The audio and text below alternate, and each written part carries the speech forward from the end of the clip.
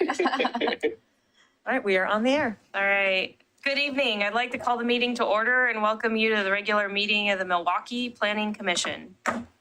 Agendas and additional copies of staff reports are available on the city website at www.milwaukeeoregon.gov.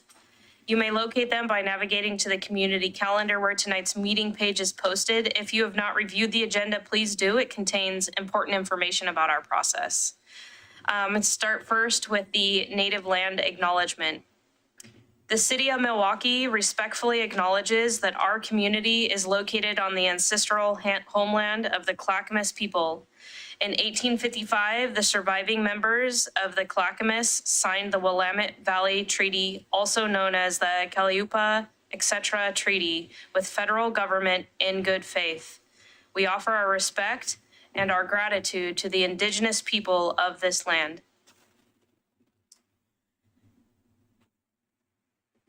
Now we'll look to the meeting minutes from previous meetings. Moving on to approval of October 25th and the November 8th of 2022 meeting minutes. I'll ask commissioners, do we have any corrections to make or to note? Seeing none here in the room or online, I'll entertain a motion to approve the minutes as presented. I'd like to make a motion to approve the October 25th, 2022 and the November 8th, 2022 minutes as presented. I have a motion. Do I have a second? Come on. I'll second. All right, it's been seconded. All those in favor of approval of minutes for October 25th and November 8th rather of 2022, please state aye. Aye. Aye. Right. Unanimously approved. Thank you. Informational items from staff. Chair, I just wanted to introduce Erin Carpenter, our newest planning commissioner, and if Erin wanted to take a couple of minutes and introduce yourself to the commission, and welcome. Welcome. Is that working? No, finger off the button. Yeah. Oh, wow. Counterintuitive. That turns it off. Perfect. Great. Well, again, just want to say hello to everyone. Thank you for this opportunity to serve this great city.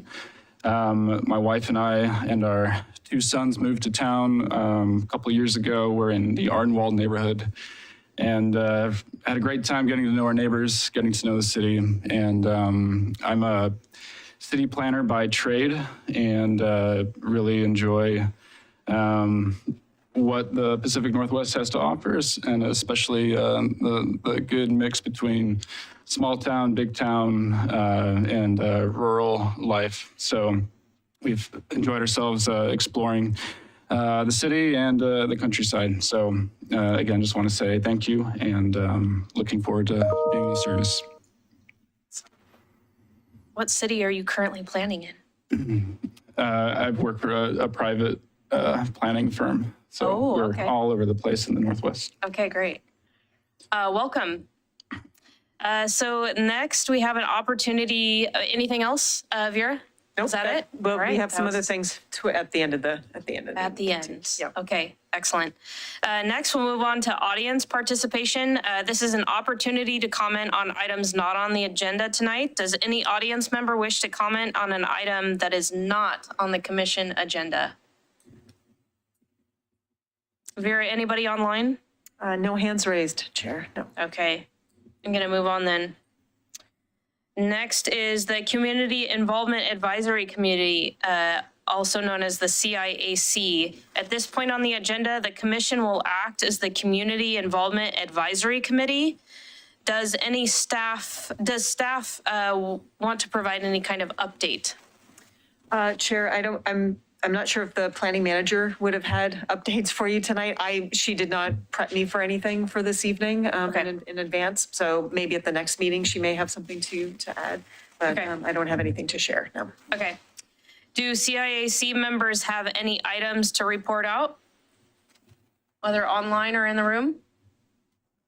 Seeing none? All right. Does any audience member wish to speak to the Planning Commission in their role as the CIAC? Chair,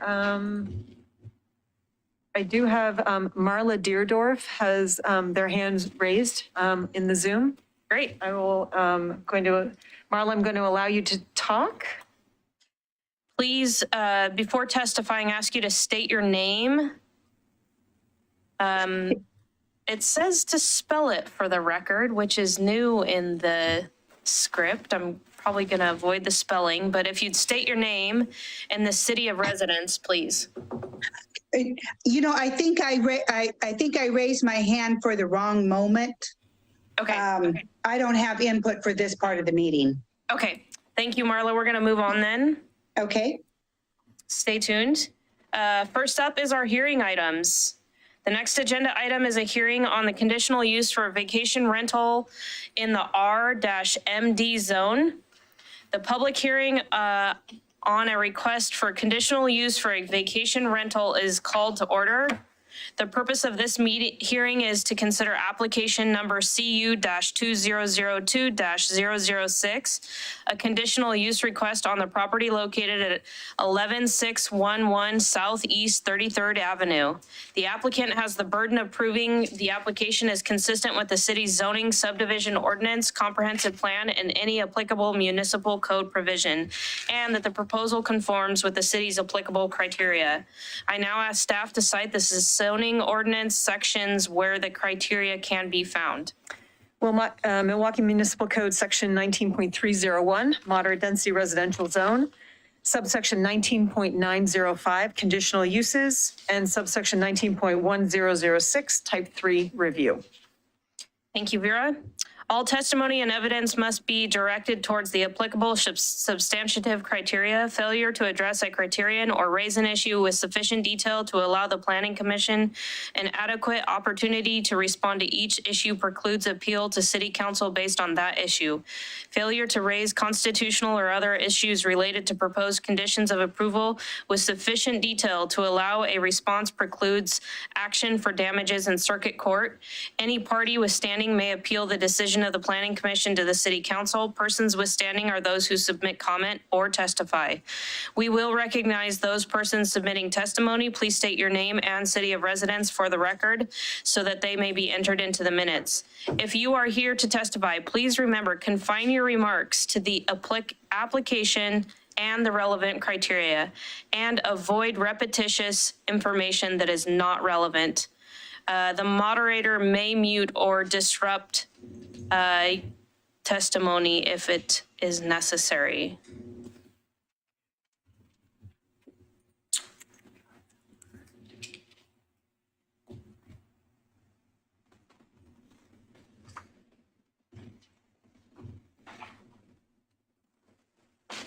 Brief moment, the Wi-Fi went out and now I am reconnecting.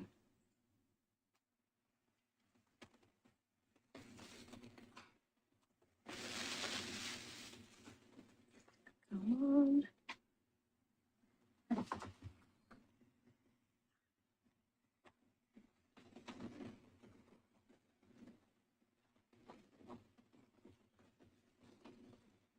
Her Wi-Fi went out. Yeah, sorry, this is not trying to build suspense here, just really trying to get the internet to work. All right. Commissioner Carpenter, did that work for you? Oh, it's your fault. You kicked me off of the Wi-Fi. Did you get the password to work? Because it's, yeah. It did work, yes. You did? Now train of thought. Oh, yeah. Avoid repetitious and non-relevant information. We may interrupt. If additional documents or evidence are provided by any party, the commission may, if requested, allow a continuance or leave the record open to allow parties a reasonable opportunity to respond. Any such continuance or extension shall be subject to the limitations of the 120-day rule unless the continuance or extension is requested and agreed upon by the applicant. Does any member of the commission wish to abstain from this hearing? No. Nope. Okay. Does any member of the commission wish to declare an actual or potential conflict of interest? No. No. Okay. Does any member of the commission wish to report on an ex parte contact? No. No. Okay. Will any commissioner who has visited the site prior to the hearing please raise your hand? Okay. Does any member of the audience wish to challenge the participation of any member of the Planning Commission? Okay. Does any member of the audience wish to challenge the jurisdiction of the Planning Commission to hear this matter? Okay. Let's proceed to the staff report, please. Okay.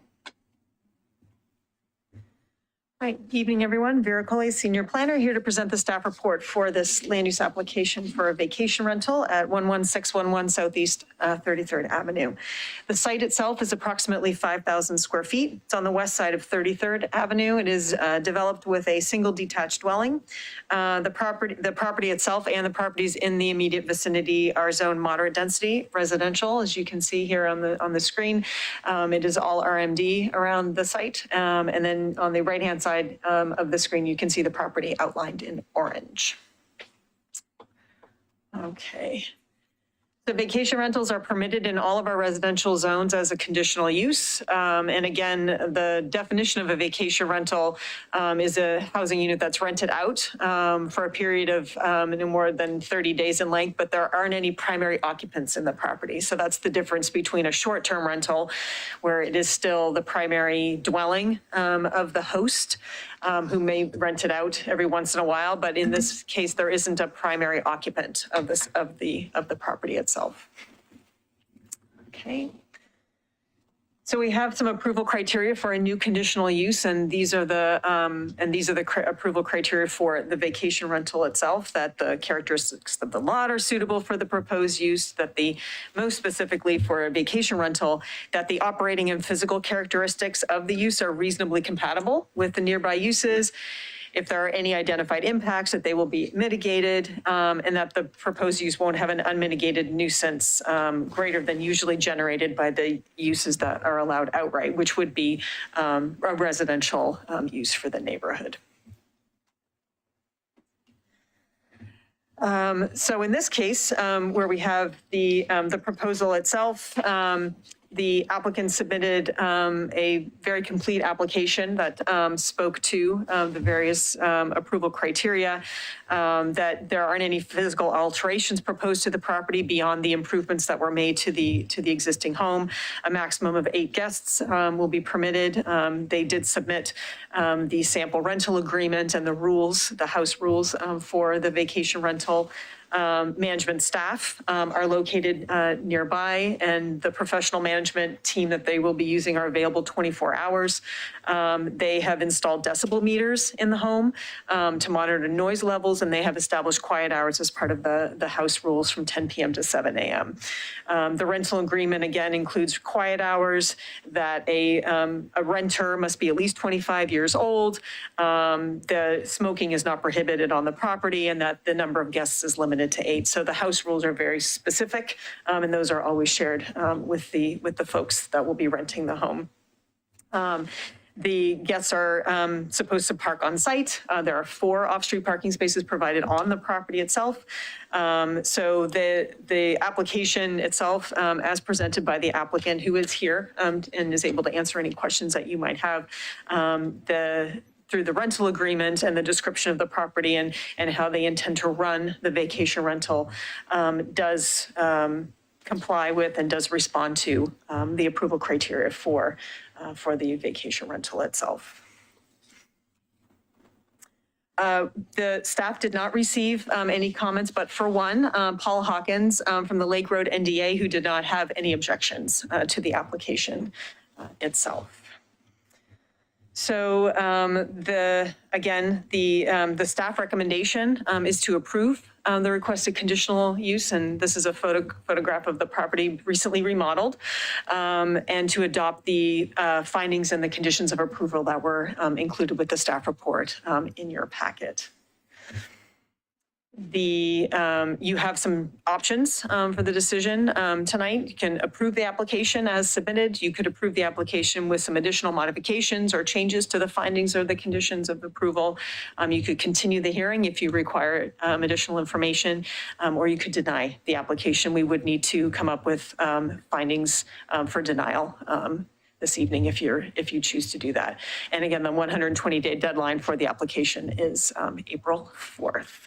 Happy to answer any questions that you might have. Again, the applicant is here, and she will be able to answer any questions that you might have specifically as well. Thank you. Do members of the commission have any clarifying questions for staff? Thank you, Vera. I appreciate that. Sure. Have we received any correspondence on the matter other than the one stated from the NDA? We have not, no. Okay, great.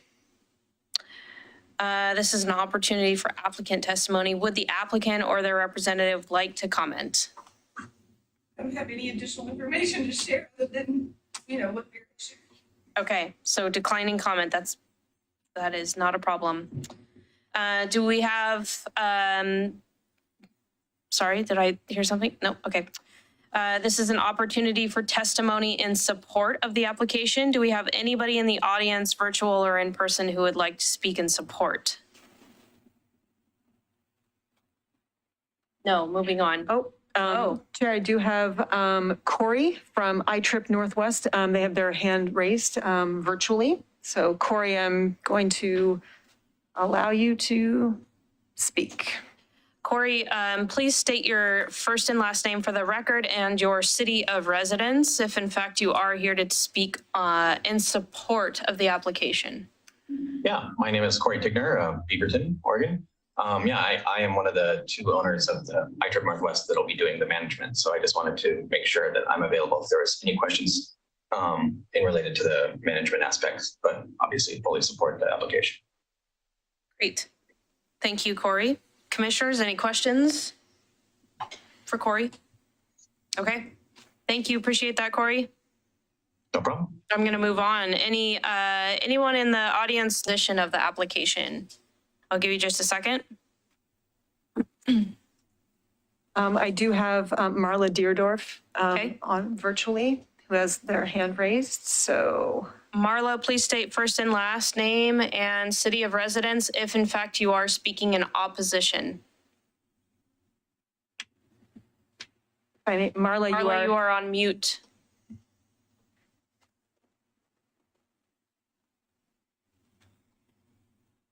Got it. Can you hear me now? Yes. Great. My name's Marla Deerdorf, and I live just around the corner from this property in Milwaukie.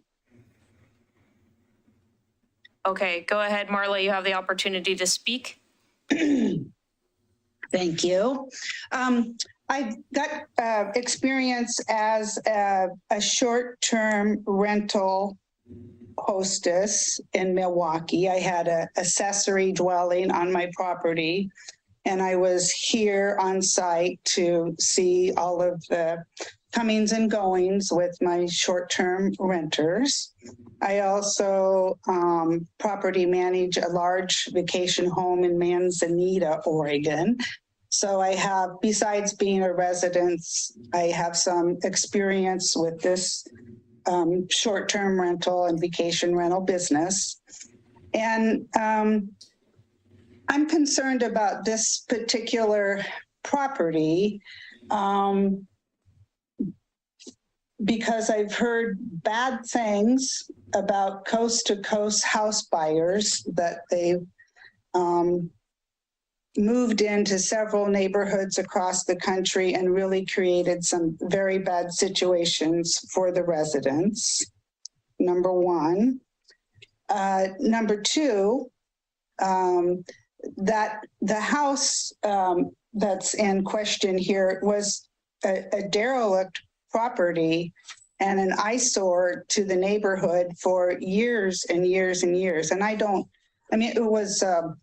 it was abandoned, and it was a hoarder house, and it has been recently cleaned up, but nobody in the neighborhood knows the current owner, does not know their they don't have a reputation in the neighborhood as being a responsible individual. And with a vacation home, which is different than a short-term rental, the owner is not present and won't be there. And I do understand the property manager, Corey, and I've spoke with him before on another matter, and I do think that he's a good property manager, but I don't see where there's any track record to allow this variance to the current zoning. Okay. Marla, thank you for testifying this evening. Commissioners, are there any questions that you might have for Marla? Marla, I appreciate you once again testifying this evening in opposition. I appreciate that. If you'd like to stick around, you're certainly welcome to. Yes, I will. Thank you very much. And now the opportunity for neutral testimony. Okay, we have a hand raised in the room, and you'll need to come to the table, state first and last, and also city of residence, please.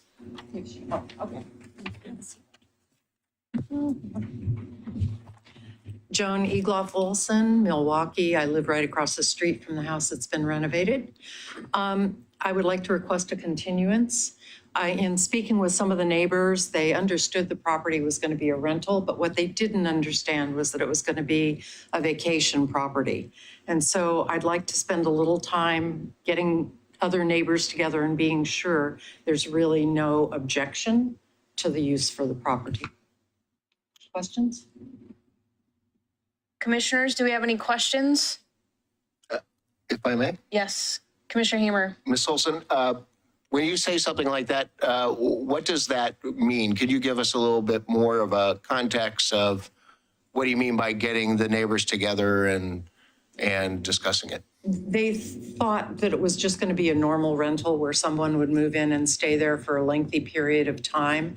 They weren't aware that it was, for lack of a better term, a better Airbnb sort of a situation. And when they became aware, it was like, oh, gee, really? And so there was a certain level of concern. So I think I'd like to give them a chance to have their opinion heard as well. And how long ago did you realize that this situation came about? Just this week. I've had a bunch of family stuff going on, so Okay. All just right. this week. All right. Thank you. Other questions? Okay, thank you, Ms. Olson. I appreciate that. Thank you. You're welcome to stick around if you'd like.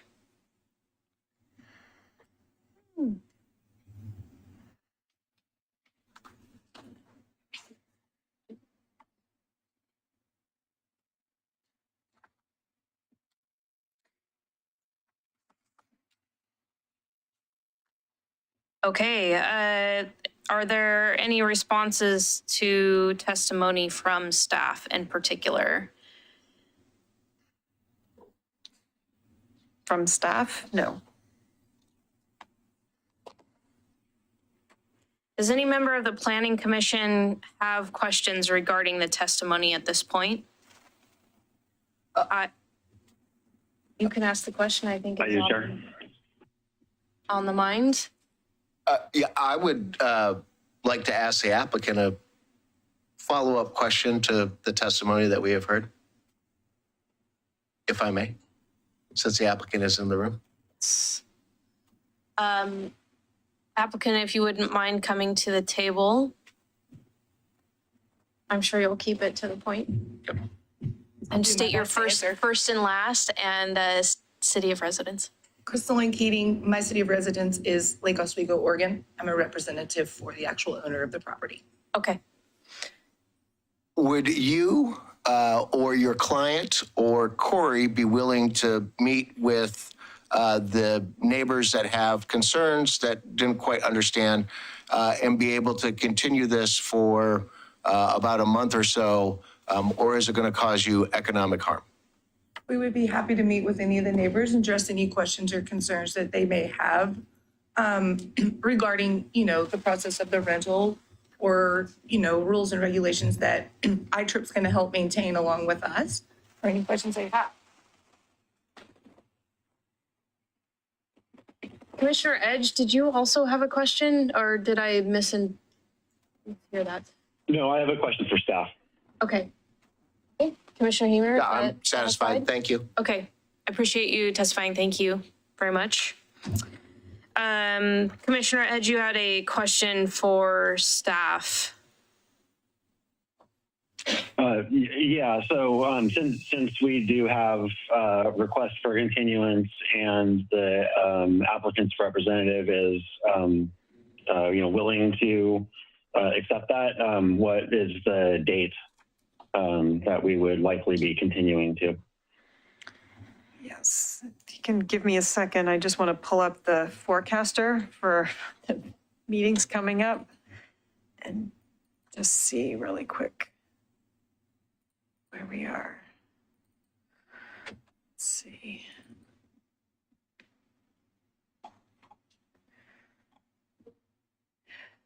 So for the next meeting would be on January 24th. We have one item. It's the downtown design the public hearing for downtown design review. We have two hearing items on February 14th and a work session item. So depending on how long we think this item might be, we could maybe scoot it in at the next meeting on the 24th, and then the bulk of the meeting could still be the downtown design code. Otherwise, it gets pushed out quite a bit more, I think. Question would be whether that gives you enough time yourselves to convene and have a meeting.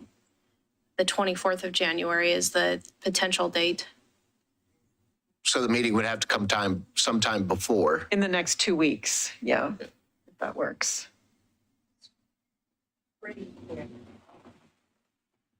We'll put it provisionally on.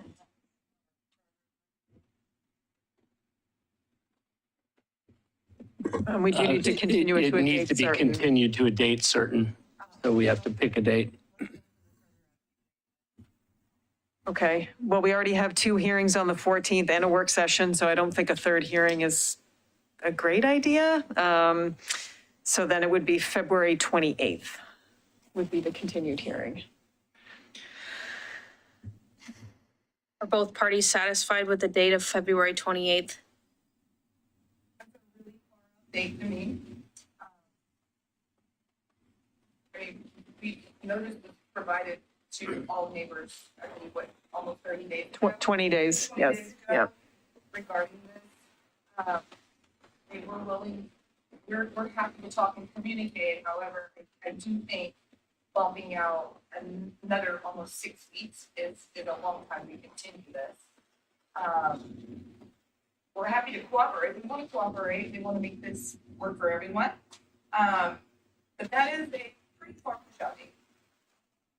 Are you, Ms. Olson, are you able to try and make the 24th work in a way that can bring the group together? Try to do that. Can we request another continuance?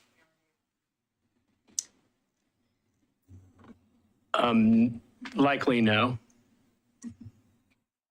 Shot. Okay. Appreciate you both coming to some kind of middle ground. Okay. So with that, then I'm going to not close the public hearing, but actually I am going to close the public hearing. No. You don't want to do that. I will make a motion to continue the meeting to a date certain of January 24th, 2023. Thank you. Do I have a second? Second. I have a second. All those in favor? Aye. Aye. Aye. All right. Seeing all in favor and none opposed then. So we are moving to continue this to a date of January 24th, 2022. 23. 23. Thank you. And please take the opportunity, this room gets really loud with the microphones and stuff, but if you guys want to exchange information out in the hall and make sure that you guys can maybe set a date and so on and so forth. We appreciate you all working together. It's very nice. Thank you. Thank you all. We'll see you at the end of the month. Okay, now on to our next work session. This is the code amendment for the climate-friendly equitable communities rulemaking. The work session item is a discussion about climate-friendly equitable communities rulemaking code amendments and will be introduced then by staff.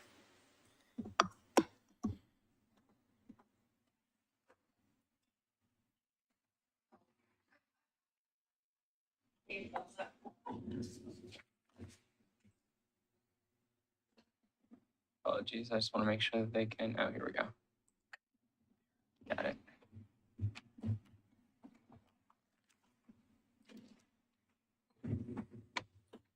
Okay. Thank you, Chair.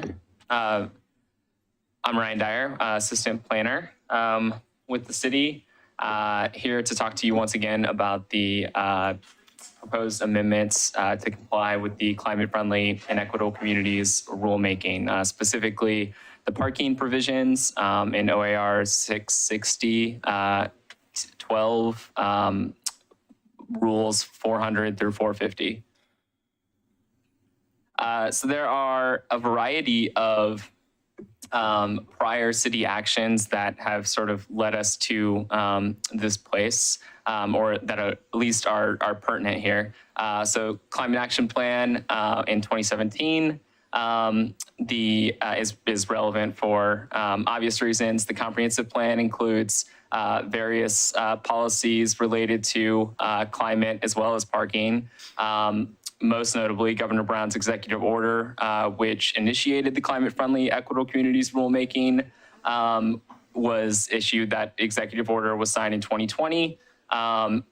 More recently, in August, City Council was presented with an update on the rulemaking and provided direction to staff to remove parking mandates, minimum parking quantity requirements citywide. I brought that direction along with a briefing of the rulemaking to you all on the 13th of September, and then again for a work session in November to talk about some of those details. In your packets, you should have received some underlined strikeout code amendments. Those underlined strikeout amendments do a few things. Notably, they remove vehicle parking requirements citywide. They also remove references throughout the code to required parking. There are some minor non-CFAC related, non-substantive language changes that we did while we were in a few of the sections to just create consistency with language use throughout the code. That included removing things like single family and changing it to single detached, which was a language adjustment that had been made elsewhere in the code, but not throughout. And then we talked last time about the provisions in 660-12-405 related to new large surface parking lots and some standards in the administrative rules that would be required if somebody were to establish a new surface parking lot that's over a quarter acre in size, what they might have to do to mitigate the heat island effects and other impacts associated with that type of development.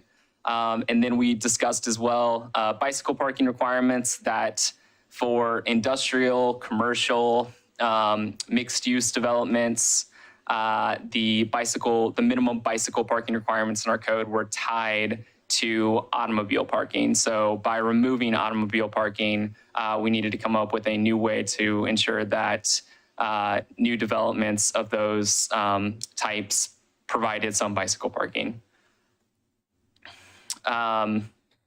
So I'll just, before moving on to the next steps, I'll just note on the bicycle parking, you should have seen in the staff report that the changes that we discussed back in November were pushed out to a later date to some extent. We did propose including a table in 19609, basically that replicated the existing bicycle parking quantity requirements in the code.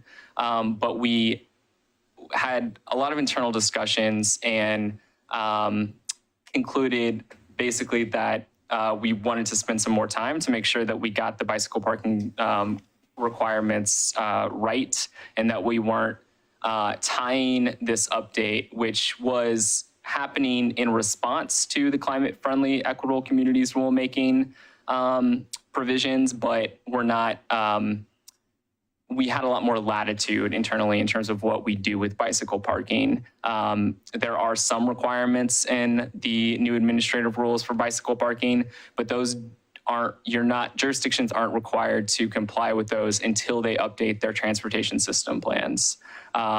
These requirements related to automobile parking must be adopted by June 30th of this year. And so we wanted to decouple the bicycle parking updates from the automobile parking amendments in the code because we felt like there's a lot more room for us to fine tune those requirements. They were less prescriptive and make sure that we got the right requirements for Milwaukie. So with that said, that was the notable difference from what I brought you in November in terms of underlying strikeout amendments. We also came up with, as noted in the staff report, some language to implement the standards for large surface parking lots. So we worked with our urban forestry department to tie those requirements to some of the standards that we had recently created as a city for the residential tree code. So we were able to leverage some of those new requirements because if you recall, for large surface parking lots, something that the administrative rules require is that if you are building a new large surface parking lot of that size, one of the ways to a builder could mitigate the impacts of that parking lot is by providing 50% tree canopy on that property. And so we worked with our urban forestry department to develop some standards that would be clear and objective, basically. So that said, in terms of next steps, and we'll get to questions about any of those specifics of the codes, but next steps on this would be to have a hearing to adopt with Planning Commission on February 14th. We are tentatively scheduled for March 7th with City Council for a discussion on the topic. And then on April 4th, we are tentatively scheduled for adoption. And again, just the date on compliance with this section of the administrative rules is June 30th. Happy to answer any questions that you all have. Do planning commissioners have any questions for staff? Chair, if I may. Commissioner Hummer? So I am still with the 50% tree canopy and the candlelight that is required to cover the surface of the parking lot at night. Has that issue been resolved, or does that still create a conflict in the code? Just in terms of that, there's a lot to include in your parking plan in terms of lighting, your tree canopy. All of this is a lot to fit into your perimeter interior landscaping. Was that, if I recall correctly, what the previous discussion was? Right, so what happens is, right, we have an existing rule that you have to have so much candlelight, right, over the surface, which covers so much square foot area, right? We can recognize that depending on what trees that they plant and what height that they are put at or so on and so forth, that could definitely affect the amount of candlelight that is spread if it's overhead, right? But I guess there are other options that if you want to do ground surface lighting or something like that, right? I just want to make sure that by developing this code, we are not creating a huge conflict with the lighting part of the code. And if we are, then we should take a look at the lighting part of the code. And so I don't know if the code just says you can only have overhead lights. No. I don't know what it says, but I just want to make sure we're not creating a conflict, I guess. You understand what I mean by that? Yeah, I don't know if Vera wants to weigh in at all on that. It seems like has she maybe has some thoughts, but I don't think, it is not obvious that there is a conflict. It seems like there are multiple ways to meet the lighting requirements, that it's not that prescriptive. To some extent on any of these things, it's until you start to implement some of these rules. And I will say on the 50% tree canopy, that is fairly prescriptive from the state. There's not really, we did not have a lot of latitude in terms of how those rules were implemented. And so there's, it's maybe a separate question to ask, is there then something in our existing code that needs to be altered to, and I hear you there. I don't think that it's obvious that that is currently the case. But it is something that we will, again, take a look at just to confirm. Yeah, I just want you to consider it because, I mean, right, trees are going to block out the light, and then somebody's going to say, oh, well, it's a dark parking lot, and everybody's going to say, well, I just followed the rules, and Let's not set ourselves up for that type of situation. Right. Understood, yeah. If I could, through the chair, just to comment that the lighting code and the lighting section of the parking code talks about lighting to be designed to enhance safe access for vehicles and pedestrians, cutoff angles for light fixtures.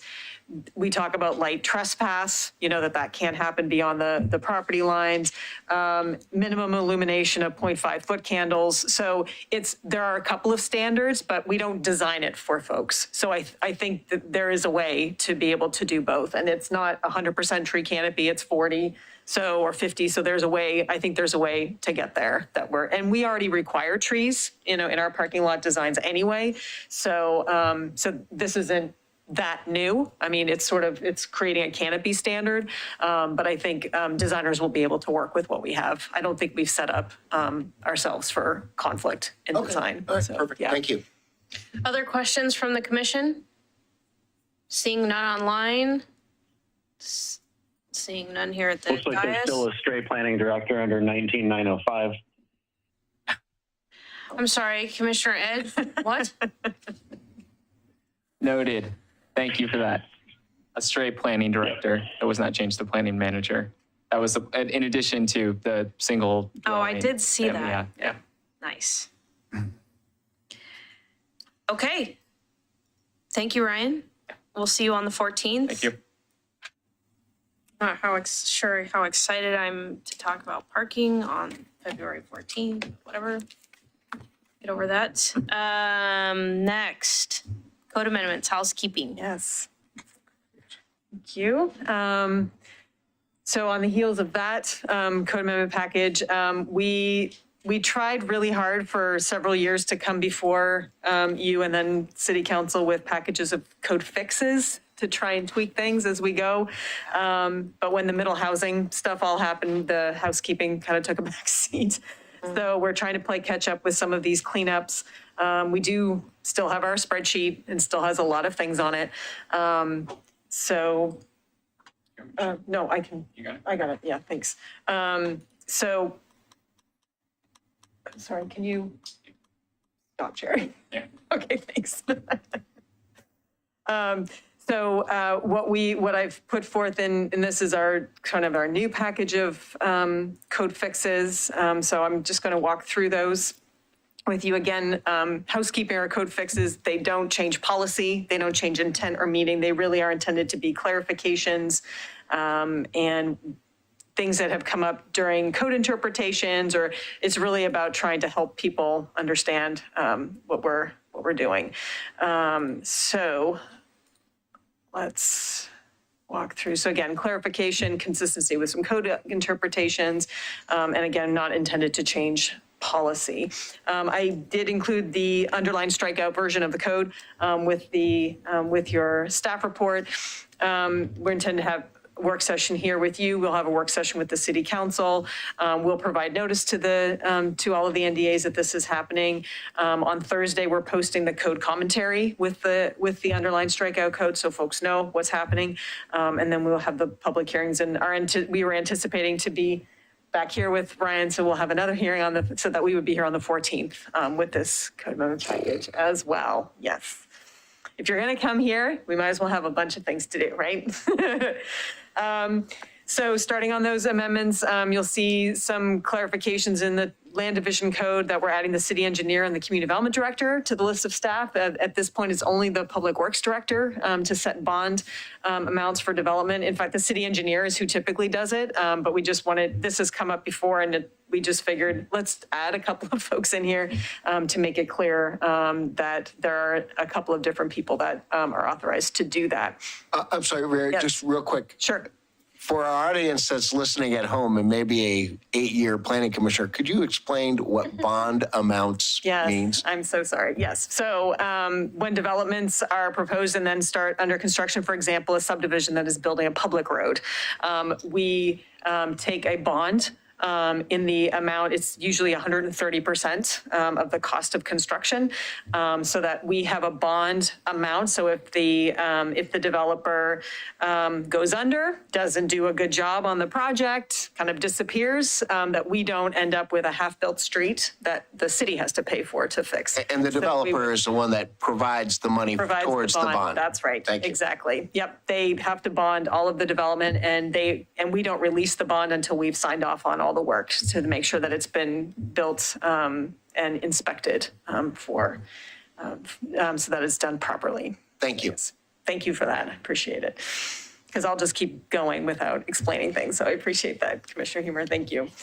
We've updated some definitions in the code. Family child care home is an update based on state law. We want to make sure that we're consistent in what we call things and how we define them so that they are not inconsistent with state law. So that's one of those. Major pruning was making sure that we were consistent with the tree code.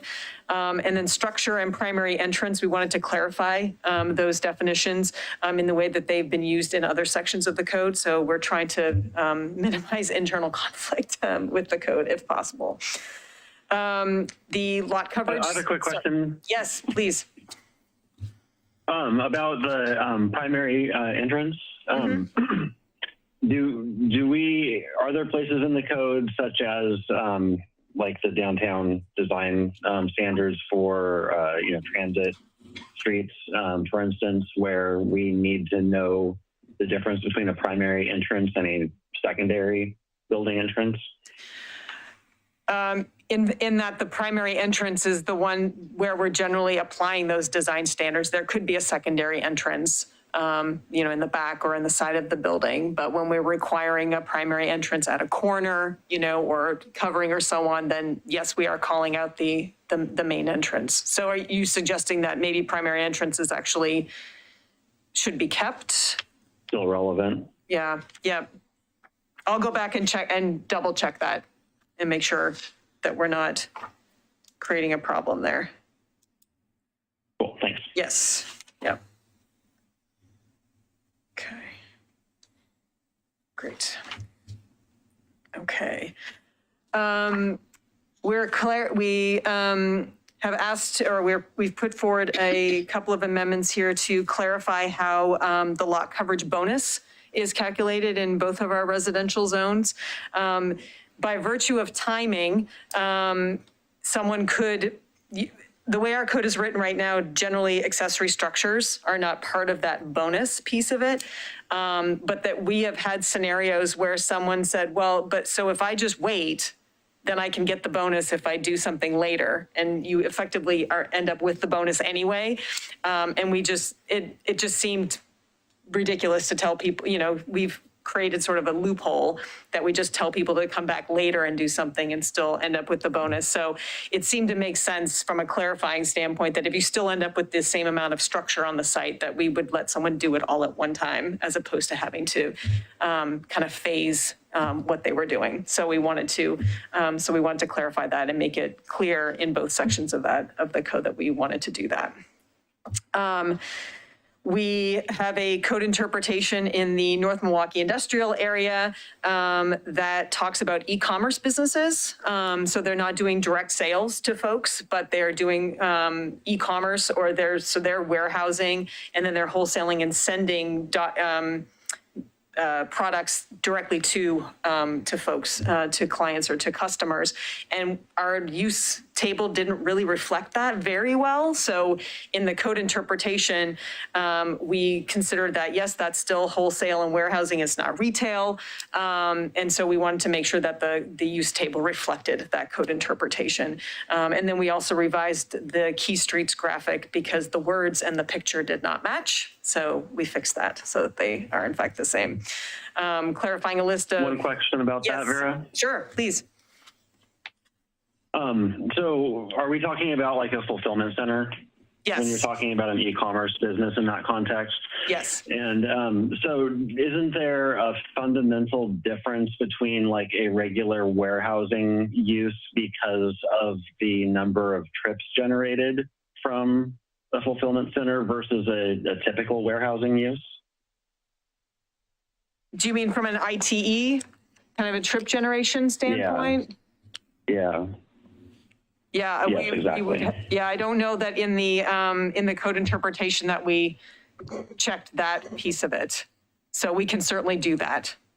And confirm. Yeah, I don't know that changes whether or not we want to allow the use, but I think that's part of, I think that's just a fundamental difference in that type of a use that we might want to make sure there's a separate call out for that. But, that's just, I'm sure you can have conversations about that and decide, the best way to handle it. But I wanted to kind of identify that difference. Yep.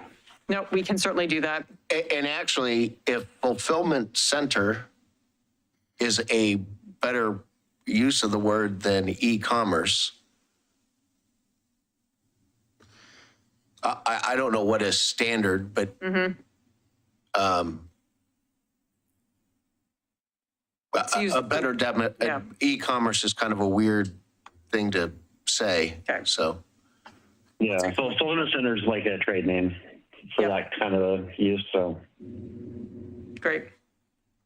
No, that's good. We can certainly clarify that and tweak that for the hearing.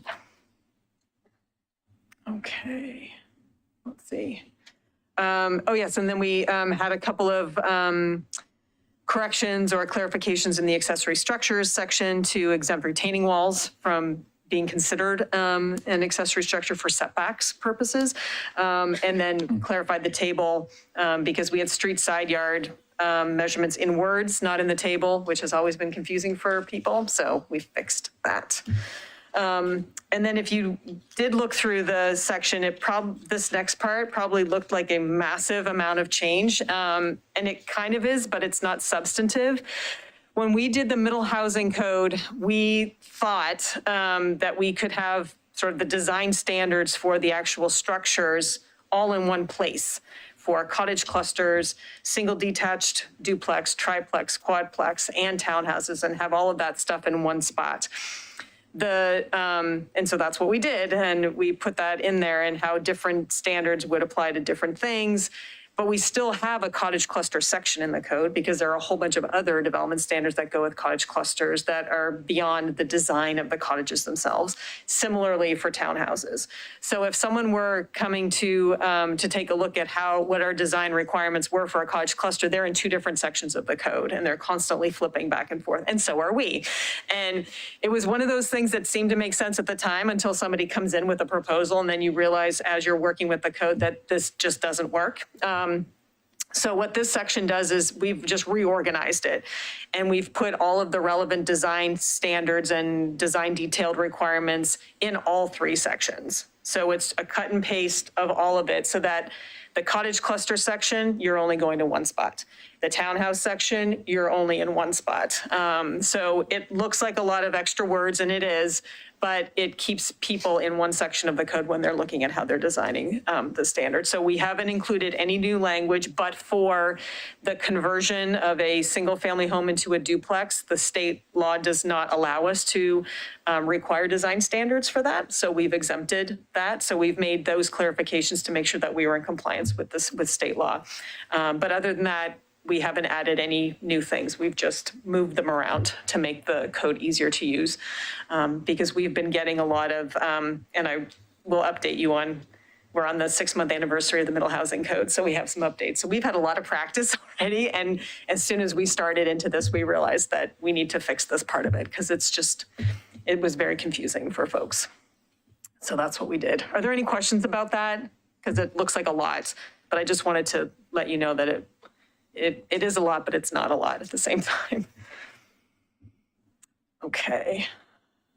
And then the last slide, we made some amendments to some of our review processes. A Measure 56 notice is not required for owner-initiated map amendments. The Measure 56 notice is what you would send out to folks if we were doing a map amendment that was changing or reducing what you can do with your property. But if someone is initiating their own map amendment on their own property, we don't need to do a Measure 56 notice. That seems strange, but. Why would you ever initiate your own zoning code on your own property? Some people want to rezone their own property to something else. And if we would. So like if it's listed as commercial, they want to change it to residential? I mean, Or vice versa? yeah, or vice versa. Yeah. But if it goes from residential to commercial, don't you have to change our zoning map? Oh, well, they would bring in a petition. We'd be before you and city council. I mean, and we as a planning department might not support that as a spot zone, for example. But if someone wants to submit an application and go through the whole process. But you don't have to notice your neighbors. Well, but because the map amendments are, we would still notice, but the Measure 56 notice is specific to changing the use of your property to reducing what you can do with it. In fact, basically taking away financial Thank you. viability of your property. So that's that. There's still public notice of the hearing, but the Measure 56 is really specific to changing what you can do with your property. Okay, all right. So, and this was this weird thing that the code just didn't talk about an owner-initiated map amendment like that. And we just wanted to make sure it was in there and clear as day what that requirement was. In our appeals section, it talks about, so when someone does appeal something and we go through that process, we do issue a notice of decision, but the code doesn't tell us what to do with it or how to do it or where it goes or what should be in it, like for the other sections of the code. So I basically used what we do for other notices of decision and moved it into the appeals section. It's just completely silent. It just says there is one, but it doesn't tell us what the process is. So we added that. And then annexations are not subject to the 120-day rule because of the annexation process is a very different kind of land use review process. So we made that clear in the code as well.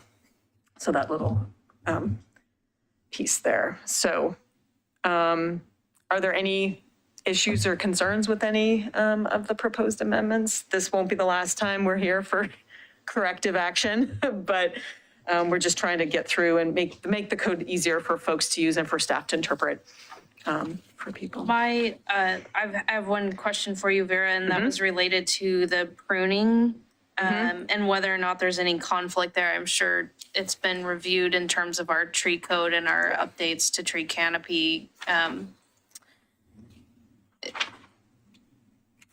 Maybe I should have asked that question at the point of which you were presenting it, but just want to make sure. Yes, so, and it's specific to the percentage of the root system. And that is, so the new definition is that major pruning is the removal of more than 20% of a canopy or injury or cutting of over 15% of the root system. It used to be 10%, but the tree code is 15%. Okay, so we're good. matching the percentage for the definition with the tree code itself. Okay, Yeah. exactly. That's what I wanted to make sure was being done. Yes. Okay. Yes. Thank you. Yeah. Any other questions from commission? Commissioners? Okay, Vera, got thank one. you. No, what? I've got one.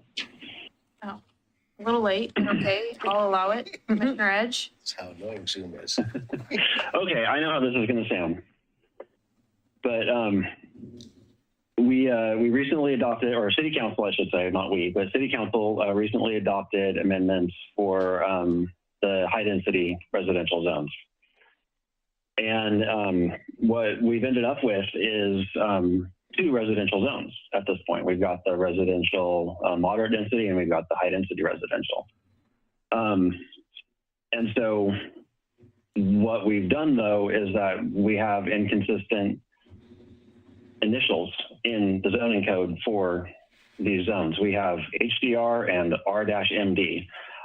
As part of our cleanup, I think that we should apply consistent initials consistent patterns in, our code as we go, particularly when we get to write it new.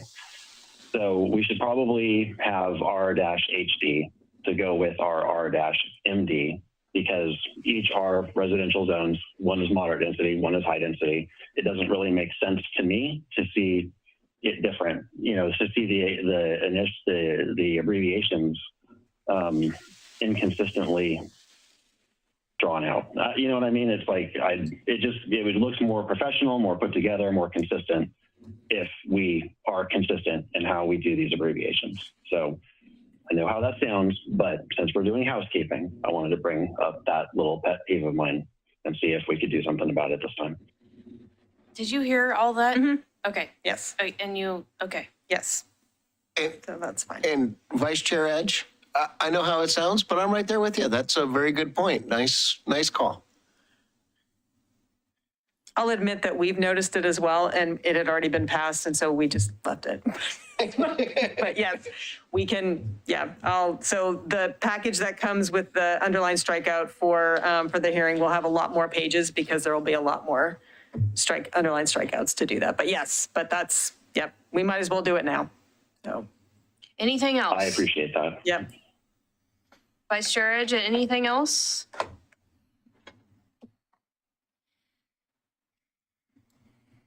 It's 7:30. I just don't want our new commissioner to think that this might be the precedent we set Oh. moving forward. Hey, look, we still have a couple of agenda items. We can milk this thing out. Don't worry about No, it. we can't. Okay, moving on. Other Chair. business. Yes, if I could, Chair, a couple of things. As Vice Chair Edge just mentioned, the high-density residential zone code amendment was adopted by City Council, and it's not 3 zones, it's 1. So everything got glued together. So there's 1 high-density residential zone that becomes effective on January 19th, so next week. And then we'll rename it over the next couple of months. So that will be After you make happening. all the maps and stuff. That's right, which is fine. This January is the 6-month anniversary of our middle housing code. Right now, we have 1 middle housing project under construction. It is a detached triplex, which is basically converting 1 accessory structure into a home. There's an existing home on the property, and then they're adding a home to the property. So there will be 3. It's on Wichita Avenue. I think November and December, I think we had 9 straight weeks of pre-app conferences for middle housing developments. That's great. Several cottage cluster developments on larger properties. And we have all of the pre-app conference notes are all available on the planning department's website. So folks, and we always email the NDAs with the notes as well. We've had a couple of applications for folks that want to do a subdivision on a property and then do middle housing on the resultant lots. So we'll have some phased development. And we've had a couple of requests or interest in some townhouse developments as well. I think there is a listing for on Olson Street, it's an 8-unit cottage cluster. I think they're sort of doing pre-sales of what they think the cottages are going to look like. I think it's 4103 Olson Street. It's online. There's a real estate ad, so I'm not speaking out of school here. So, but that will be eight cottages in right around 700 square feet, I think. So we've been really busy putting notes together, but it's been pretty great that folks are coming in with interest. And so I would expect over the next several months that we'll see some activity. There may be a couple of applications that come here if it's a subdivision, of course. If someone requests a variance to some of the things, then there will be there'll be applications. There may be some applications here. But if they meet all the standards, they're just going straight to permit. So, but it's pretty exciting to see folks taking advantage of the new code. Yep. Especially during this time in our market. That's a lot of building. Just out of curiosity, if I may, are you keeping track of new development or new applications coming in? Who of those applications, maybe what percentage are owner, are they residents submitting these projects, or are they development companies, outside owners, investment companies? Good question. The detached triplex is an owner, an initiated application. They live there and they're adding a home to the property. If I'm not mistaken, folks have purchased somebody, they are individuals that are developers. They buy property and then they've been coming in for the pre-app conferences on the bigger properties for the multiple cottages and so on. So we do have there. I think I would say, and I don't know off the top of my head exactly the percentage, but a couple of them are sort of smaller kind of father-son builders that bought a single-family home property and are going to do that 8-unit cottage cluster, for example. Some of these other ones have bigger design firms behind them because they're a much bigger project. But what I'm not seeing are, Toll Brothers coming in and doing something like that. But it's a good question, and I'll do a better job of sort of tracking, how big are the outfits that are Yeah, as part of our comp plan, are we tracking that as part of any of our goals or policies? As far as who is doing the development, is that what you mean? Yeah, and just in terms of, does it continue to feel like this is a community where it continues to grow inwardly? Right. And not necessarily. Yeah. It's Probably a combination. I do know exactly what you mean. And I think, some folks are selling their properties to folks who want to do the development too. That's the thing. I mean, so it's the component of affordable housing. How does the money stay right in our community? Yes. Yeah. Nope. It's a good question. Okay. So we'll think about kind of how we characterize that. We are tracking kind of all of these things. And so that's a good additional component to ask. To be in there, yeah. I would also add that it does seem, not so much with the pre-application conferences Vera was mentioning, but I have had quite a few conversations with people who are looking to add an additional unit, and where an ADU has a maximum footprint, they now have another option in terms of doing a duplex, detached or attached, and so it seems like people are interested in maybe leveraging that. So we haven't seen any applications yet, but yeah. So I think what we might end up seeing are sort of some of the bigger developments will be a bigger development team on bigger properties, but then we have these smaller ones too that are sort of owner-initiated projects as well. I do think that the SDCs at some point kind of scare people off of some of these additional dwelling units. So that's always going to be a challenge. Commissioner Carpenter, just to let you know, we have 2 of these in the Linwood NDA that are in pre-applicant. Well, one had to put in for a natural resource, but we are in the pre-application, and the one developer for the cottage cluster was there at our NDA. Seems like a very straightforward local person, a Portlander, I guess, or however you want to say it. The other one has actually, I think it's the same one that has done 2 or 3 other developments in this town or has worked with them. So he knows our community really well. So it's still kind of a niche. And so it still feels like that they are trying to be involved in the community and let the community help them in some decision making. If that's helpful. Thanks. Yeah. Okay, Vera? Yep. And then the only other thing is that this might be a good meeting or a good time to think about officer elections Great. coming year. So every year we have this conversation about our chair position and our vice chair position, myself as chair, Commissioner Edge as vice chair, which for the last 2 years we've been serving in those respective positions.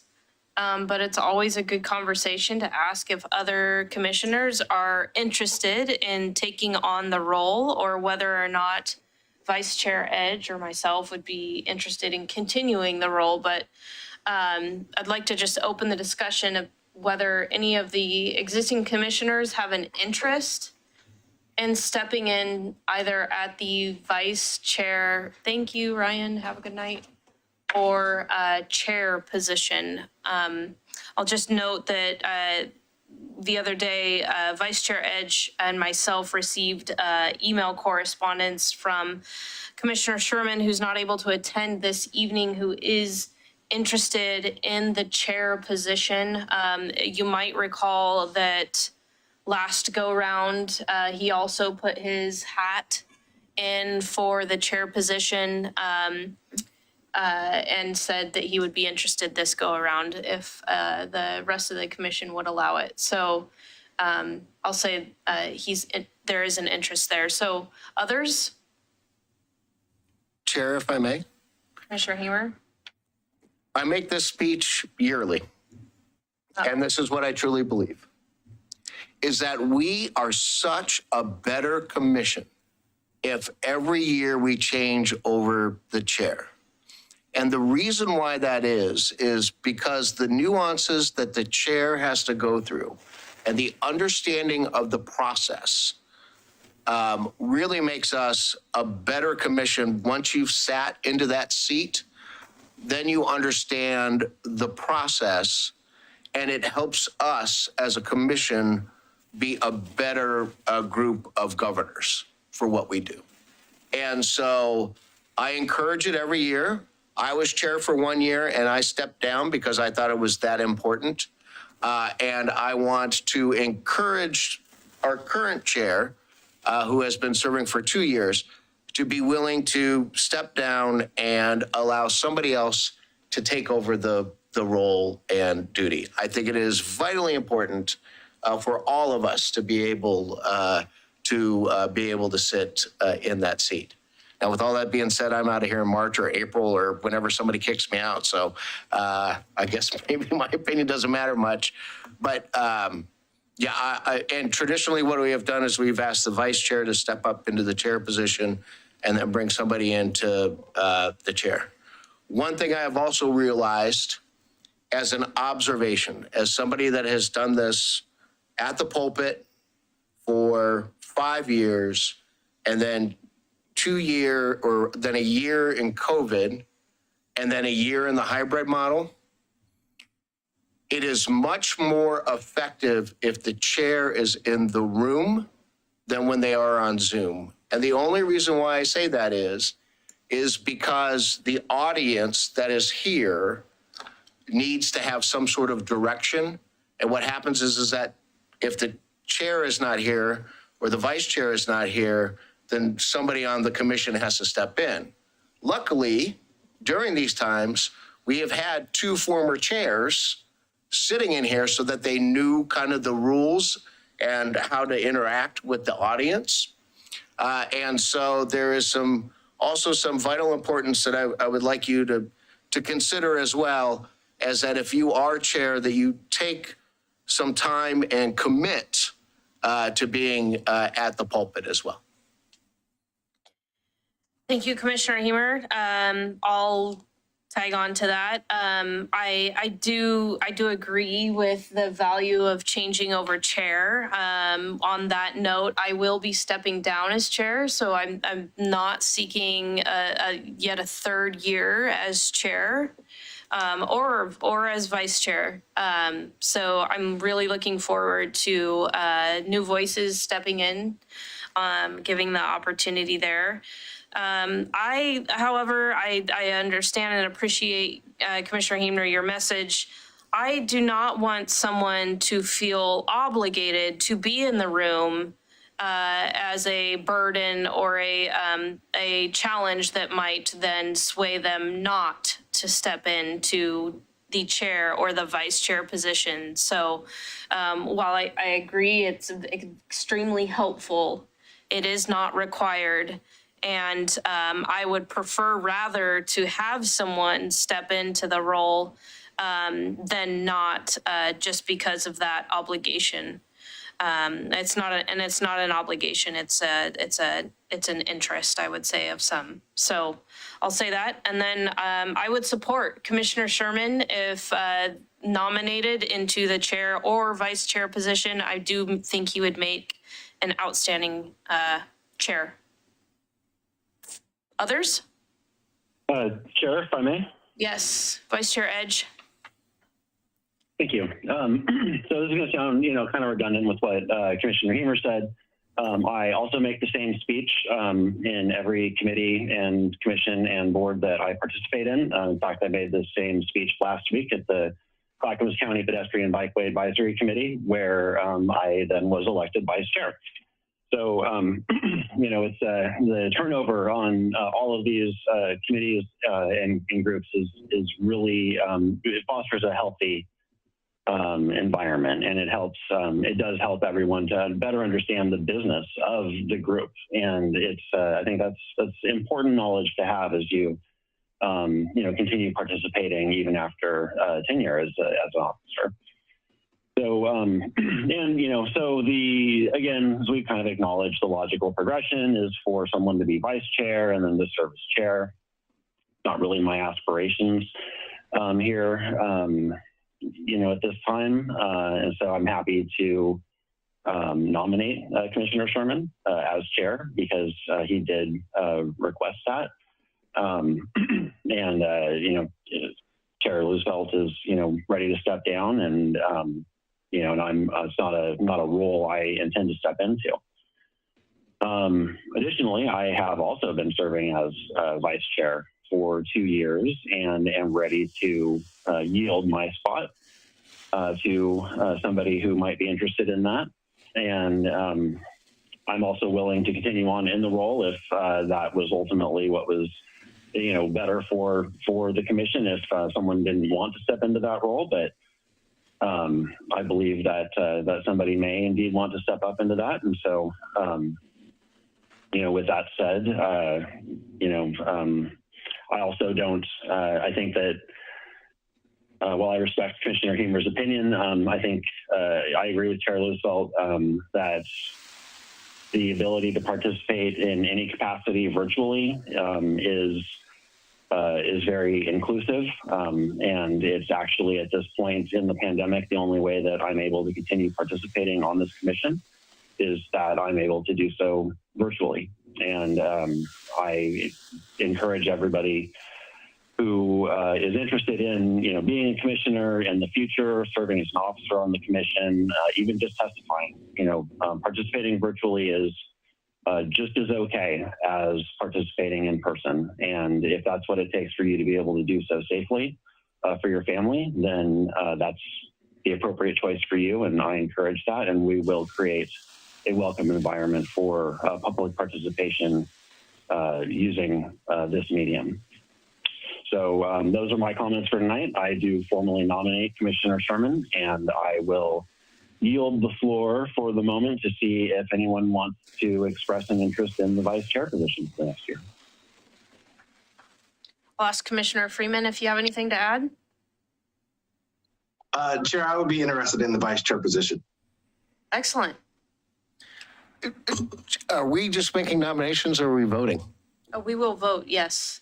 I would like to make a motion to make Commissioner Sherman chair and Commissioner Freeman vice chair. Do you mind if we hear from the rest of the commissioners, please? Sure. Before we do that? Sure. I just wanted to give you the opportunity, Commissioner Carpenter. To clarify any ambiguity, I do not intend to put my name in the running for either vice chair or chair on my first meeting. Thank you. Thank you for being so bold. Okay. I think we've heard from everybody. Now, please, Commissioner Hemer. I would like to make a motion to elect Commissioner Sherman as chair and Commissioner Freeman as vice chair for the 2023 year. We have a nomination. Do we have a second? I'll second that. All right, it's been seconded. All those in favor of the nomination of those stated, please state aye. Aye. Aye. Aye. All right, all opposed? And none opposed. Congratulations to newly elected Chair Sherman and Vice Chair Freeman. Looking forward to having you lead us into the 2023. Thank you. Nice. Oh my gosh. I'm so excited. Forecast for future Well, meetings. I have other planning business. I told you I could milk this thing out. No. It actually says planning department / planning commission other business, Yes. not Commissioner Hemer other business. I know, but this is actually related to the planning department. You have 3 minutes Okay. starting. Tonight, I would like to address a new goal or create a code that the planning department, engineering, city council, and this body should think about in this upcoming year. I believe that no one on this commission would have been appointed if they did not believe in climate change. If the experts are correct, we should expect more violent and windy storms. We, as a commission, with a final passage from city council, passed a tree ordinance and code that is to reach a goal of a 40% tree canopy. City council also passed a resolution to eliminate natural gas in new construction by 2024. The state has a goal of eliminating gasoline vehicles, create more public transit and ridership, encourage people to bike and walk, and create less dependency on our personal vehicles and more dependency on other forms of movability. Coupled with reducing emission packages, we as a city and state are trying to solve the affordable home issue.